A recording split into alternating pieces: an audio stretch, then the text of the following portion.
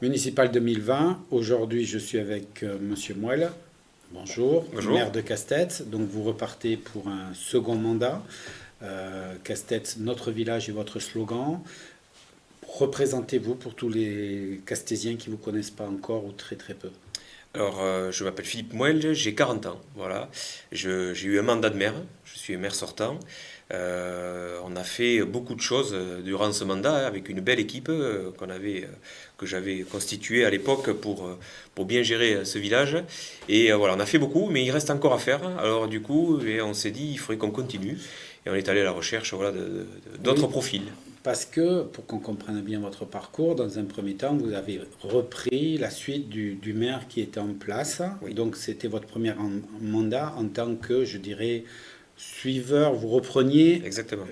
là. Là, justement, vous avez fait votre liste un peu différemment que la première fois. Tout à fait, exactement. La première fois, c'était la continuité de Jean-Pierre Béguerie qui avait souhaité arrêter et il y avait une grande partie de l'équipe d'avant qui a continué, puisqu'à l'époque j'avais 34 ans, j'étais jeune et les Castésiens m'ont fait confiance et je les en remercie. Donc il fallait que je sois épaulé de poids lourds, au sens propre et au sens figuré, qui étaient autour de moi. Donc ça, c'était en 2014 et puis là, aujourd'hui, c'est vrai qu'on a fait nos preuves, hein. L'équipe et moi, on a fait nos preuves. On a pu prouver aux Castésiens ce qu'on savait faire et ce qu'on pouvait faire. Et donc là, on a constitué une liste de renouvellement. Voilà, donc sur les 19 élus qu'on va proposer, il y a 10 anciens, dont moi, et 9 nouveaux. Donc voilà, on a renouvelé à hauteur de 9 personnes, ce qui est pas mal hein, sur une liste d'une petite commune comme la nôtre. Hein.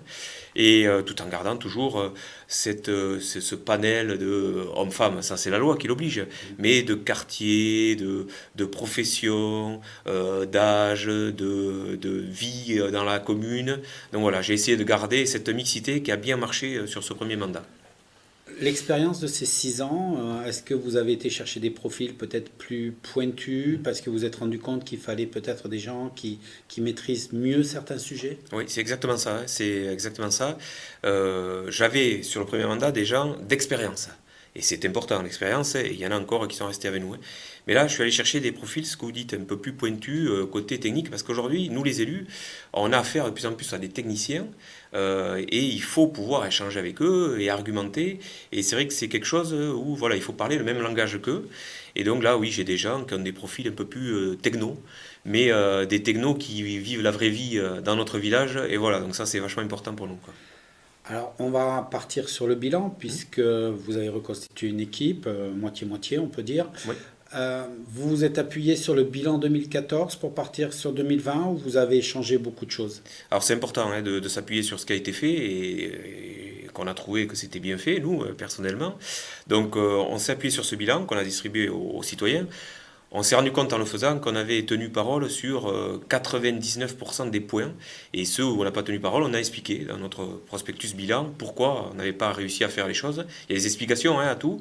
Et puis surtout, on se rend compte que on promet des choses, on propose des choses qu'on fait, mais on se rend compte surtout qu'on fait beaucoup d'autres choses qu'on n'avait pas promises, notamment dans le bilan, notre grande fierté, nous, c'est la classe Ulysse, c'est l'inclusion de petits en situation de handicap. C'était pas prévu dans notre programme en 2014, et on l'a fait là sur ce mandat. Le directeur nous a proposé de faire cette classe, et c'est notre plus grande fierté d'avoir ces petits en situation de handicap, et bien, qui vivent avec nos petits, qui sont en situation aussi de non-handicap, et ils apprennent à vivre ensemble. Ils se côtoient à la cantine le midi 2, ils font les classes séparément, puisqu'il faut plus d'accompagnement hein, pour ces petits, mais ils vont en classe de neige avec eux, voilà, et ils vivent la vie de tout le monde avec eux, et les petits en situation de non-handicap vivent avec ces petits et apprennent à la différence. Voilà, ça c'est une grosse fierté de notre part de ce mandat d'avant. Donc oui, on s'est basé sur ce qu'on a fait, mais il ne faut pas se reposer sur ses lauriers, et on a encore beaucoup d'idées. Il faut finir les projets qu'on a commencés, hein, et puis commencer d'autres projets, puisque Castells a évolué. On a fait beaucoup de travaux de voirie sur ce mandat, donc la voirie est plutôt en bon état maintenant sur notre commune. Donc maintenant, il y a tout un volet esprit village, c'est pour ça qu'on a appelé notre liste Castells notre village, parce qu'on tient à garder cet esprit de on se côtoie, on se reconnaît, on se croise dans le village, on vit dans nos villages, c'est-à-dire qu'on ne vient pas que dormir, on est dans les associations, voilà. C'est un peu votre marque de fabrique d'avoir voulu remettre l'habitant au cœur du village. Oui, c'est ça. Lors de la campagne 2014, ça avait été assez dur. Certains candidats, mes opposants, disaient que Castets, c'est un village dortoir. C'était pas vrai. Et on a voulu le prouver que c'était pas vrai. Que les gens ne font pas que dormir, mais ils viennent et ils font des activités. Donc on a trouvé comment les incorporer de plus en plus dans les activités du village. Mais c'est important, à Castets, on a plus de 100, enfin environ 100 associations. Et elles vivent tous les week-ends. Ça n'arrête pas d'avoir des activités, quoi.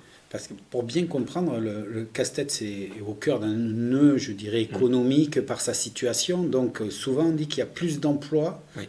que d'habitants à casse-tête. C'est une vraie difficulté à gérer. Oui, alors on va pas se plaindre. C'est quand même un vrai plaisir quand même d'avoir cette richesse, hein. C'est une richesse. Mais c'est vrai que c'est quelque chose à vivre. C'est-à-dire qu'on a deux villages en un. On a le village qui vit et on a le village qui travaille. Et voilà, il y a 2000 habitants qui travaillent, 2000 habitants qui vivent. Ça fait 4000 habitants la journée.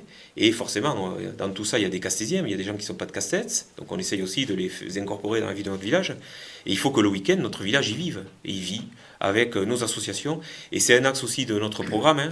Donc garder l'esprit village et puis soutenir et continuer à accompagner nos associations dans leur quotidien, via les subventions, via les minibus gratuits qu'on prête pour transporter nos petits, via les bâtiments qu'on met à disposition, voilà, via tout un panel de choses.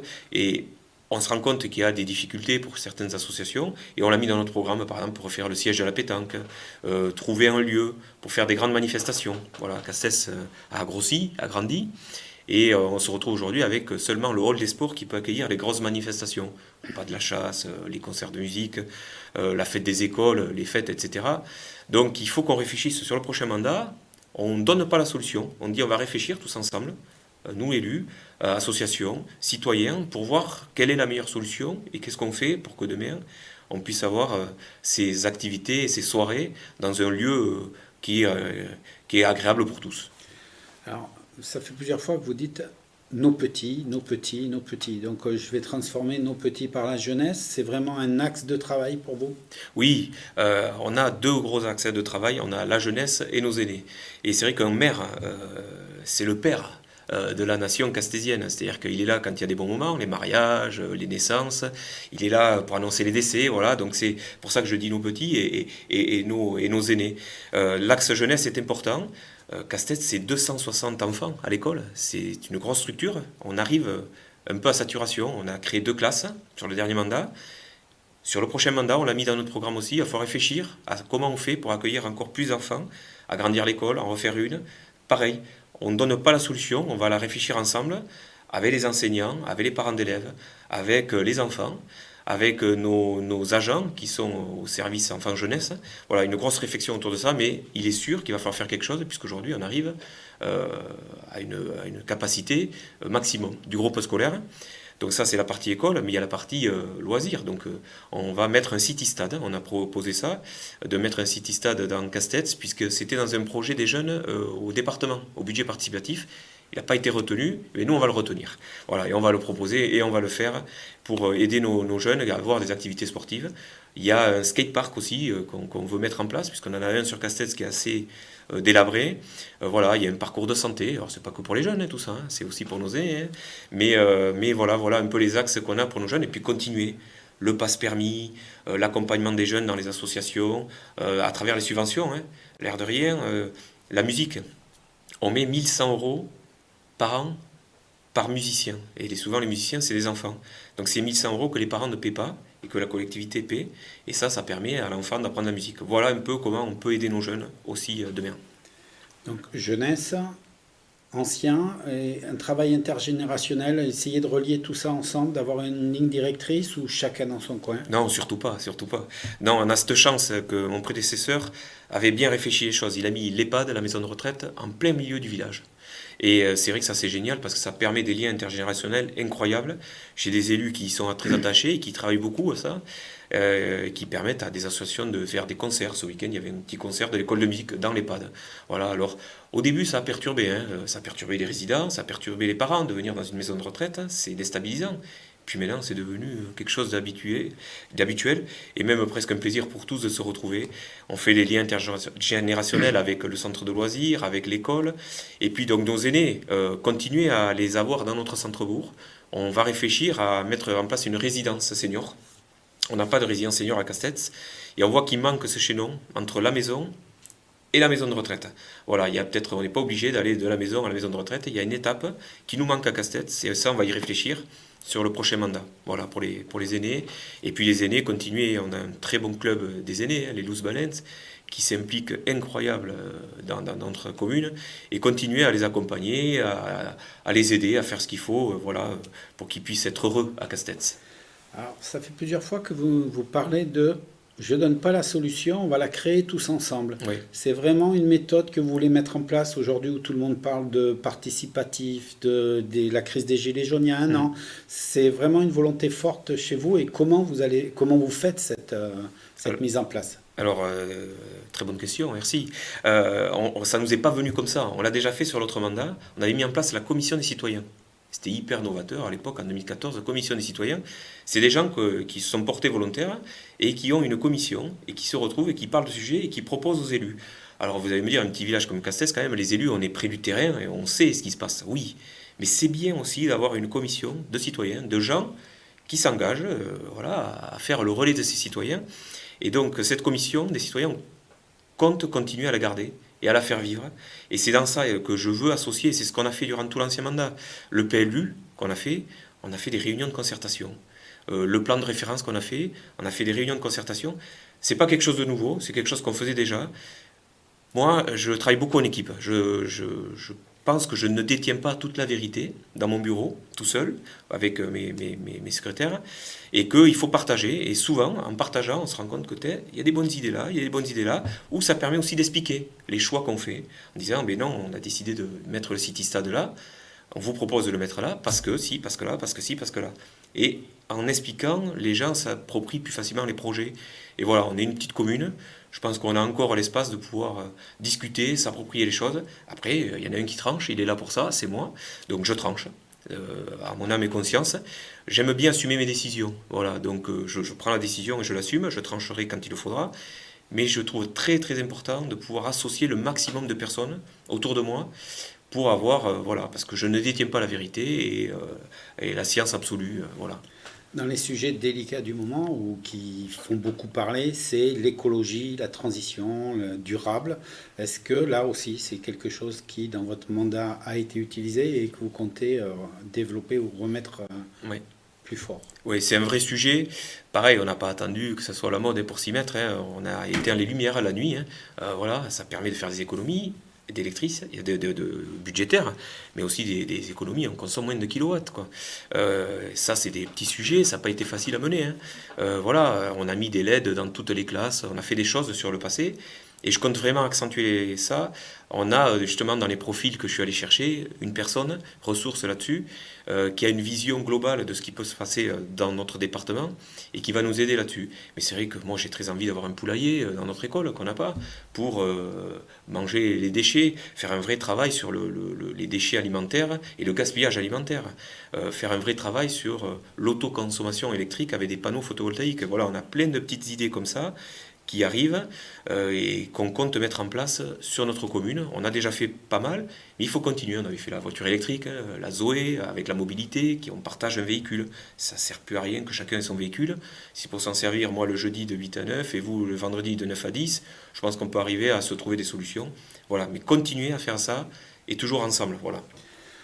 Alors, dans le durable, je vais rebondir sur le patrimoine d'une mairie parce que c'est un élément important à gérer.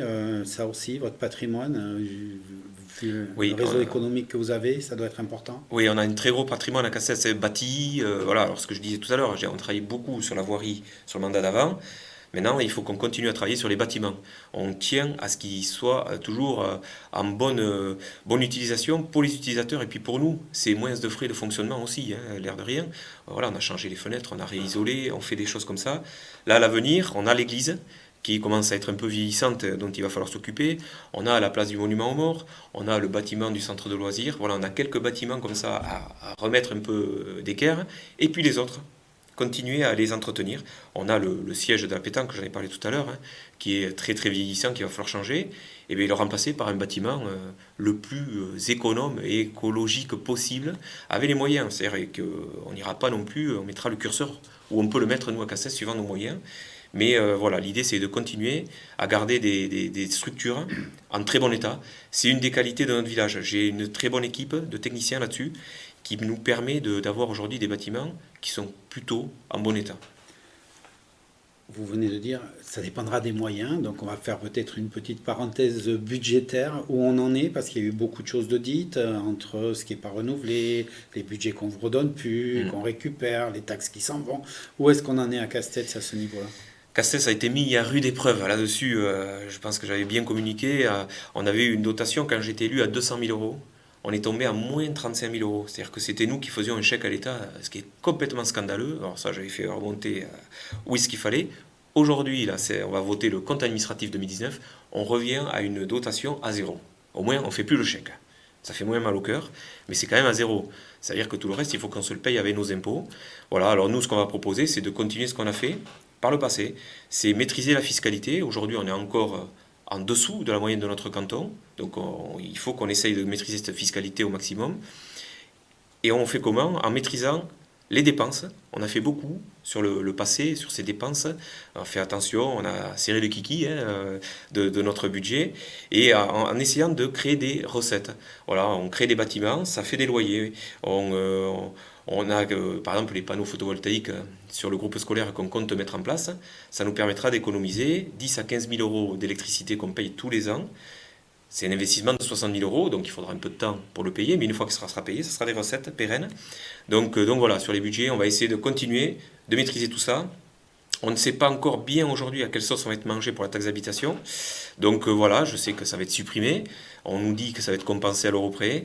Je suis inquiet, pour tout vous dire, vraiment inquiet, parce que quand on voit ce qui s'est passé par le passé, on a vu que les dotations à l'euro près finissaient par s'émousiller et finir à pas grand-chose. Donc voilà, Castets, la taxe d'habitation, c'est 350 000 euros par an. On ne peut pas se passer de 350 000 euros par an. Voilà, donc on va être vigilant, attentif, et on fera très attention. Et on continuera à désendetter la commune. On l'a fait par le passé. On a fait quasiment zéro emprunt sur le dernier mandat. Là, il faut essayer de continuer à tenir cette ligne directrice, même si aujourd'hui les emprunts ne sont pas chers. Donc c'est vrai que c'est tentant, parce qu'emprunter à 1%, c'est rien du tout. Mais nous, on essaie de faire attention de ne pas emprunter. On fait avec ce qu'on a. Vous êtes aussi donc, maire de Castets, comme j'ai dit, mais aussi vice-président de la communauté de communes. Donc on va faire le petit chapitre communauté de communes, oui. Car aujourd'hui, une mairie ne peut pas se passer de la communauté de communes. C'est devenu assez imbriqué. Donc quelle est votre position par rapport à ça et comment vous allez travailler avec la communauté de communes? La communauté commune, oui, elle est devenue un élément important pour nos communes et pour notre commune de Castets, c'est quand même pas rien. Donc moi, je compte continuer à être présent. J'ai été vice-président sur le mandat d'avant auprès de Gérard Napias. On a réussi à faire pas mal de choses. La navette des plages gratuites, la fibre optique qui va arriver, ça c'est la communauté commune qui le paye. Le CIAS qui a mis en place des actions sur le terrain. Le PIGE, tout ce qui est pour la jeunesse, les BAFA, les BPGEPS, ces formations-là, c'est très important pour nos jeunes. Donc ça, c'est la communauté commune, l'instruction des permis de construire. Donc nous, on va continuer Castets à être présent, d'autant plus qu'avec la réforme, on va avoir 6 délégués, la commune de Castets, sur 29. Alors qu'avant, on en avait 5 sur 35. Donc le rôle de Castets sera important dans cette communauté commune. Et on commence à connaître bien les rouages, à connaître bien les hommes et les femmes qui travaillent dans cette communauté commune. Et donc on a tout intérêt à continuer à travailler en bonne osmose et avec tous nos amis et voisins voilà, de la commune de Castets. Oui, parce qu'il y a quand même une vraie synergie aujourd'hui. Vous êtes une communauté qui s'entend. Oui, ça fonctionne bien, franchement. Cette communauté fonctionne bien. Il y a 10 communes. On travaille bien ensemble. Il y a 4 petites communes. Il y a 6 communes de taille à peu près globalement similaire. Et on arrive à faire des choses ensemble. Moi, ma vision de la communauté commune, il ne faut pas qu'elle vienne trop sur les prébendes des mairies. Les mairies, elles savent faire des choses à proximité, il faut les laisser faire. La communauté commune, elle doit avoir un regard un peu plus éloigné et plus global. Les navettes, la mobilité, ça c'est quelque chose sur lesquels nous, communes, indépendamment les unes des autres, c'est compliqué de faire quelque chose, il faut qu'on soit ensemble. Pareil pour l'environnement. Demain, il y a des actions auprès de l'environnement à faire, auprès des habitants, pour les aider à mieux isoler leurs bâtiments, etc. Nous, chaque commune de notre côté, ça n'aurait pas trop de sens. Il vaudrait mieux qu'on arrive à s'entendre ensemble et à faire quelque chose de commun, à mettre quelque chose au pot commun. Voilà, mais ça, il va falloir attendre de voir qui est élu chez nos collègues et chez mes voisins, quoi. Alors on arrive déjà à la fin. Je vais vous poser la même question que je pose à tous les candidats. Le 15, je vais être à l'isoloir. Pourquoi voter pour Philippe Mouelle en quelques mots? Mais il y a le bilan qui compte, hein. On a fait valoir les choses, on a su faire des choses, on a bien remis Castells-Desquer, on a changé l'image de Castells. Castells est devenue une image un peu plus dynamique qu'elle ne l'avait. Et nous, on souhaite continuer et puis proposer des nouvelles choses, toujours en partenariat avec les citoyens. Voilà pourquoi nous, on dit, écoutez, votez pour nous, on a tellement de choses à faire, les budgets sont d'équerre, on a les moyens de faire des choses, on vous propose, les associations, les citoyens, continuons comme ça ensemble encore 6 ans. Merci beaucoup, Monsieur Mouelle. Merci. Maintenant, à vous de choisir.